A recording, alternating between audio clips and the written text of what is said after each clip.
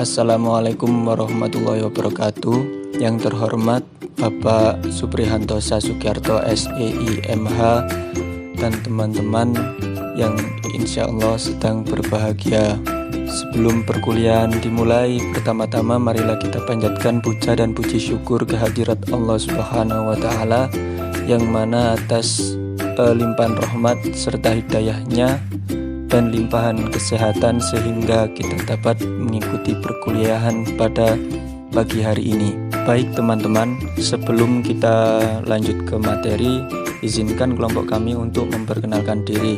Yang pertama ada Laili Nuritasari dengan NIM 204011138. Yang kedua ada Rizka Amanatul Hikmah dengan NIM 204011141. Yang ketiga ada Isma Hanafintika dengan NIM 204011142. Yang keempat ada Muhammad Yusuf dengan NIM 2041149. Langsung saja, kami dari kelompok 10 akan memaparkan materi tentang Badan Pengawas Obat dan Makanan atau lebih dikenal dengan BPOM. Kami kelompok 10 memasukkan beberapa subbab. Yang pertama ada tinjauan umum BPOM. Yang kedua ada tugas dan fungsi BPOM. Yang ketiga ada wewenang dan struktur BPOM.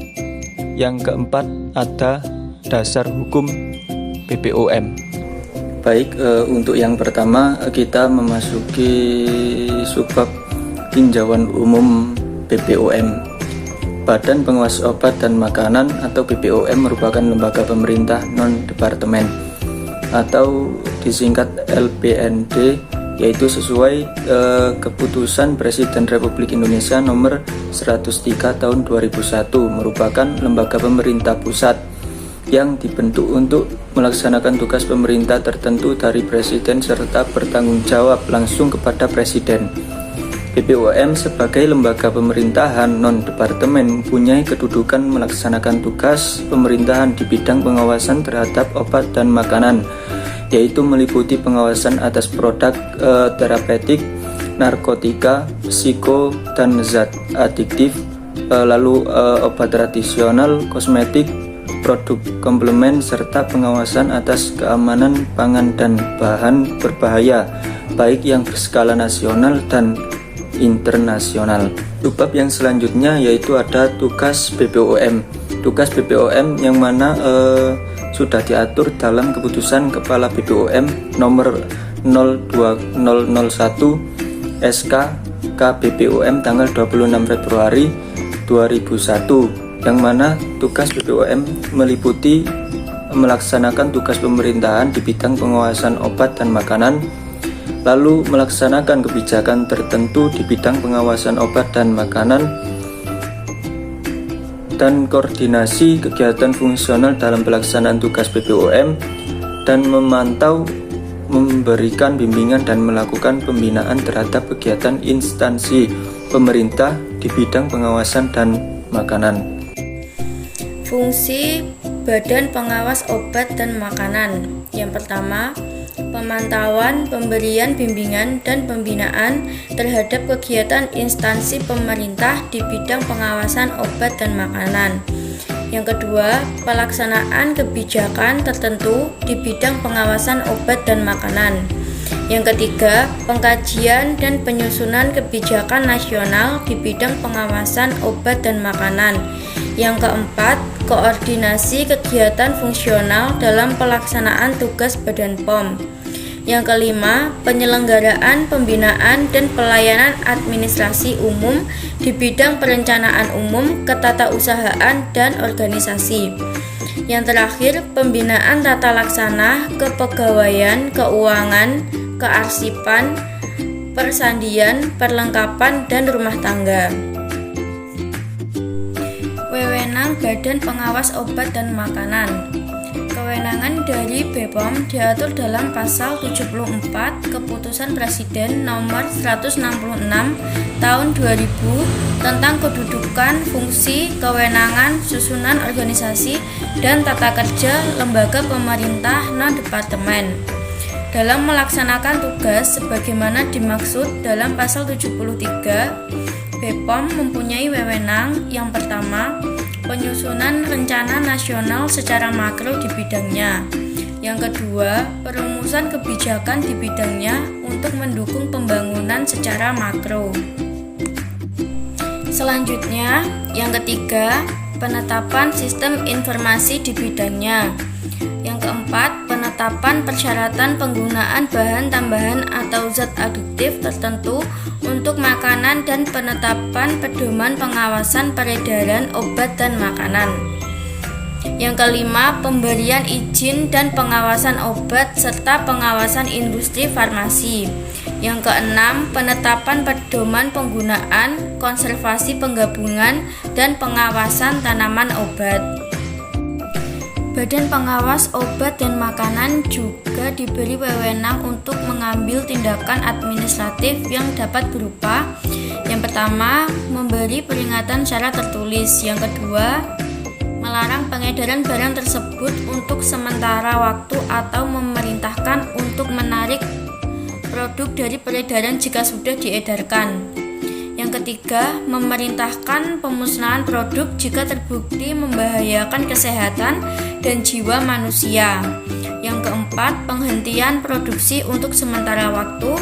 Yang terakhir, pencabutan izin produksi atau izin usaha apabila terbukti tidak memenuhi ketentuan peraturan perundang-undangan yang berlaku. Selanjutnya, saya akan menjelaskan tentang struktur dari BPOM. Struktur organisasi dan tata kerja Deputi Bidang Pengawasan Pangan Olahan disusun berdasarkan Peraturan BPOM Nomor 26 Tahun 2017 tentang organisasi dan tata kerja Badan Pengawas Obat dan Makanan. Sesuai dengan struktur organisasi yang ada pada gambar di bawah, secara garis besar, unit-unit kerja Deputi Pengawasan Pangan Olahan dikelompokkan sebagai berikut. Yang pertama, Direktorat Standarisasi Pangan Olahan. Yang kedua, Direktorat Registrasi Pangan Olahan. Yang ketiga, Direktorat Pengawasan Pangan Risiko Rendah dan Sedang. Yang keempat, Direktorat Pengawasan Pangan Risiko Tinggi dan Teknologi Baru. Dan yang kelima, Direktorat Pemberdayaan Masyarakat dan Pelaku Usaha. Berikut adalah gambar dari struktur BPOM. Dasar Hukum BPOM. Pelaksanaan penyidikan terhadap tindak pidana obat dan makanan yang dilakukan Badan POM diamanatkan dalam peraturan sebagai berikut. Yang pertama, Undang-Undang RI Nomor 8 Tahun 1981 tentang Hukum Acara Pidana. Yang kedua, Undang-Undang Nomor 5 Tahun 1997 tentang Psikotropika. Yang ketiga, Undang-Undang Nomor 8 Tahun 1999 tentang Perlindungan Konsumen. Yang keempat, Undang-Undang Nomor 35 Tahun 2009 tentang Narkotika. Yang kelima, Undang-Undang Nomor 36 Tahun 2009 tentang Kesehatan. Yang keenam, Undang-Undang Nomor 18 Tahun 2012 tentang Pangan. Yang ketujuh, Peraturan Pemerintah Nomor 69 Tahun 1998 tentang label dan iklan pangan. Yang kedelapan, Peraturan Pemerintah Nomor 72 Tahun 1998 tentang pengamanan sediaan farmasi dan alat kesehatan. Yang kesembilan, Peraturan Pemerintah Nomor 28 Tahun 2004 tentang keamanan, mutu, dan gizi pangan. Yang kesepuluh, Peraturan Pemerintah Nomor 51 Tahun 2009 tentang pekerjaan kefarmasian. Selanjutnya yang ke-11, Keputusan Kepala Badan POM RI Nomor HK 04/123/01/11/00847 tanggal 31 Januari 2011 tentang pembentukan Satuan Tugas Pemberantasan Obat dan Makanan Ilegal. Yang ke-12, Keputusan Kepala Badan POM RI Nomor HK 04/123/01/11/04105 tanggal 6 Mei 2011 tentang perubahan Keputusan Kepala Badan POM RI Nomor HK 04/123/01/11/00847 tanggal 31 Januari 2011 tentang pembentukan Satuan Tugas Pemberantasan Obat dan Makanan Ilegal. Alhamdulillahirrabbilalamin. Perkuliahan hari ini telah berjalan dengan lancar. Apabila ada kurangnya, kami dari kelompok 10 mohon maaf yang sebesar-besarnya. Akhirul kalam. Wassalamualaikum warahmatullahi wabarakatuh.